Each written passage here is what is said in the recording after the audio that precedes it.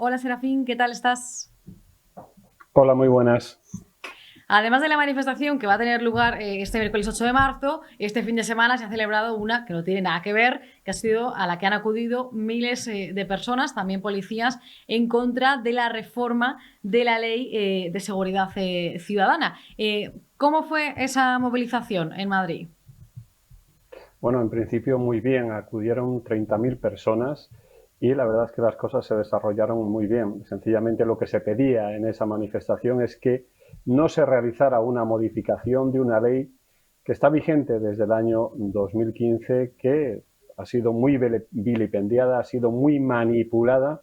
De hecho, hasta ese sobrenombre que le han puesto de ley Mordaza Ujú. realmente no sé a qué viene, porque en España el derecho a reunión y el derecho a la manifestación se haya regulado de forma casi absoluta, repito, de forma casi absoluta, por una ley orgánica del año 83, fíjate si tiene años, con lo cual en España llevamos manifestándonos desde el año 86 con absoluta tranquilidad y con absoluta libertad, como para que a esta ley le pongan ahora ley Mordaza. Realmente no regula la manifestación ni regula el derecho de reunión.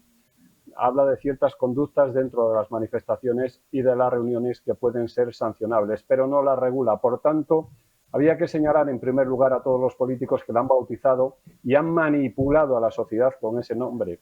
Y en segundo lugar, a todos esos políticos también decirles que llevan vigente esta ley desde el año 2015, que nos ha ayudado mucho en el tema de la pandemia. A ella se ha regulado el tema de la pandemia, se consiguió que las personas o que muchas personas, por ejemplo, que hacían botellón, pues se evitaron sanciones por una ley válida. Y por cierto, si me pides una opinión subjetiva, sí que tiene algún fallo, pero desde luego no los que señalan ellos.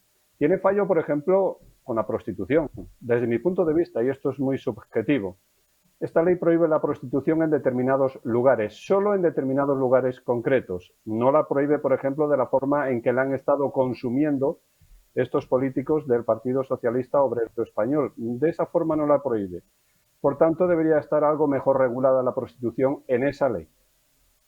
De hecho, sabemos que, bueno, una de las principales promesas también que hizo Pedro Sánchez desde que llegó al gobierno era abolir la prostitución. Que yo no entro en si estoy a favor o no de la prostitución, de la abolición o no, de la regulación, lo que sea. Yo digo que el gobierno sí que prometió que iba a abolir la prostitución, que iba a cambiar la ley y finalmente no lo ha hecho. Igual ahora que conocemos el caso mediador, sabemos un poco, pues, las razones, ¿no?, que pueden llevar a que el presidente del gobierno y el Partido Socialista no esté realmente interesado en tocar, pues, en tocar a las prostitutas.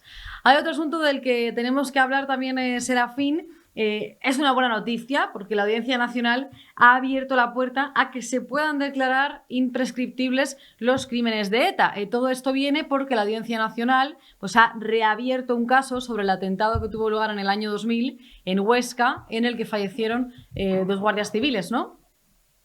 Sí, efectivamente. Y además, yo para mí esto es una noticia que debería abrir telediarios en España, porque en España hemos sufrido genocidio, y este es el titular. En España Desde luego. hemos sufrido genocidio.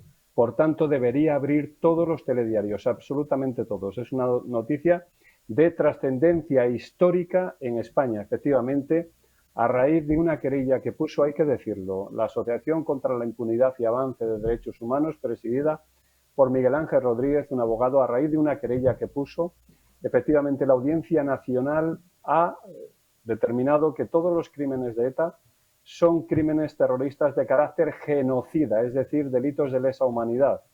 Y todo ello por la querella que pusieron porque fueron ejecutados, además, de forma genocida, ahora se puede decir, Irene Fernández y José Ángel de Jesús, por tres etarras. Uno de ellos le facilitó información. Por cierto, el señor Chiapote le facilitó información.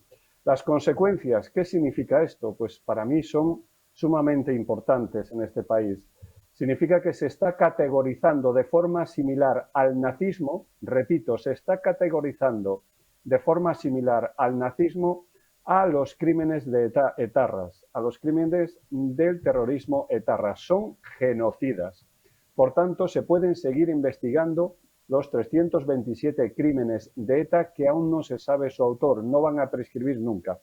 Y fíjate que es curioso, y esto lo digo un poco aparte, que parece que hemos tardado muchísimos años, 50 años, en darnos cuenta de que eran genocidas, cuando la ONU, precisamente la ONU, viene determinando el genocidio con 3 características que se dan precisamente en todo el terrorismo etarra que estamos sufriendo y que hemos sufrido hasta hace apenas 10 años, porque no han dejado de matar hasta hace apenas 10 años. En primer lugar, que eran ataques los terroristas etarras contra líderes de grupo, académicos, concejales, políticos, en definitiva, personas que lideraban un grupo social, que lideraban de alguna manera a la sociedad española. Se produjeron también, en segundo lugar, masacres, asesinatos colectivos.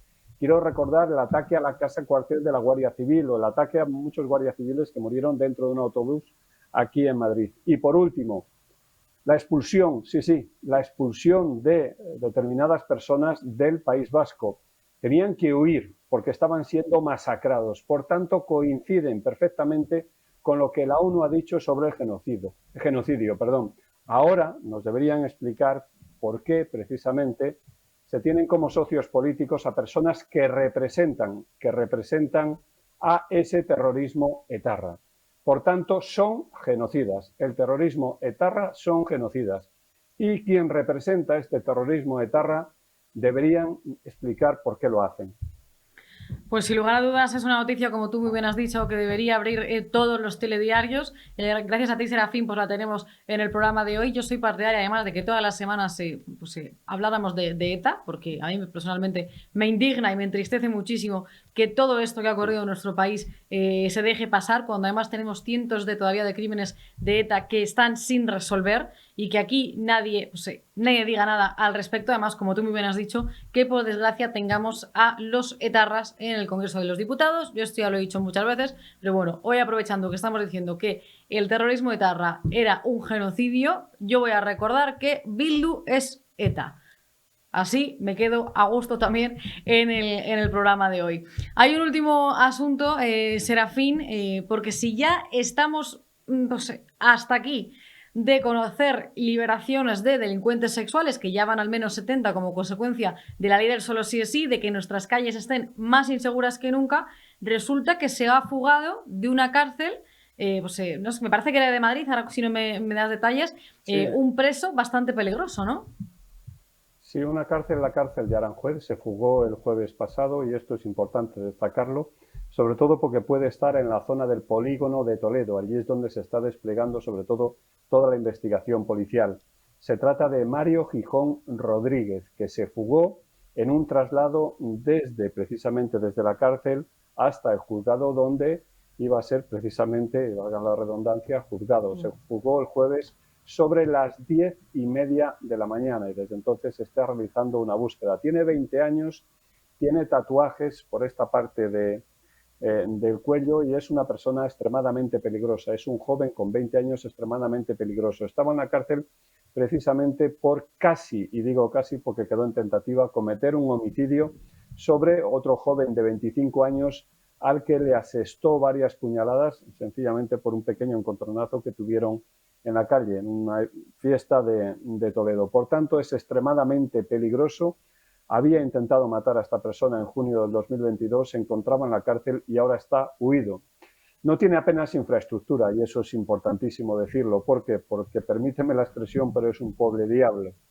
Es un pobre diablo que puede tener pues, cierta ayuda por parte de familiares y amigos, todo eso se tiene que investigar, pero posiblemente al ser un delincuente zonal esté en esa zona y la Policía Nacional, la Guardia Civil están investigando sobre todo en esa zona de cara a su oportuna detención. Vuelvo a incidir, es extremadamente peligroso. Mario Gijón Rodríguez. Sería conveniente de que si alguien sabe algo lo pusiera en contacto de las autoridades. Y es en la zona de Toledo, hemos dicho, ¿no? También pues para que la gente que sea más cercano a Toledo pues esté aún más alerta. Sí, él es en la zona del polígono de Toledo. Y él es inconfundible, tiene tatuajes, reitero, en el cuello y en la cabeza también, en la parte frontal de la cabeza tiene tatuajes. Él es una persona inconfundible, además es muy conocido por Toledo. Mi llamamiento es a personas que lo pueden conocer y que lo pueden estar arropando o guardando en este momento, que traten de denunciarlo so pena de que pueden cometer también ellos algún tipo de actividad delictiva. Pues hay que dar ese llamamiento. Muchísimas gracias, Serafín Giraldo, de H50, por estar con nosotros. Hasta la próxima. Es un placer, un placer.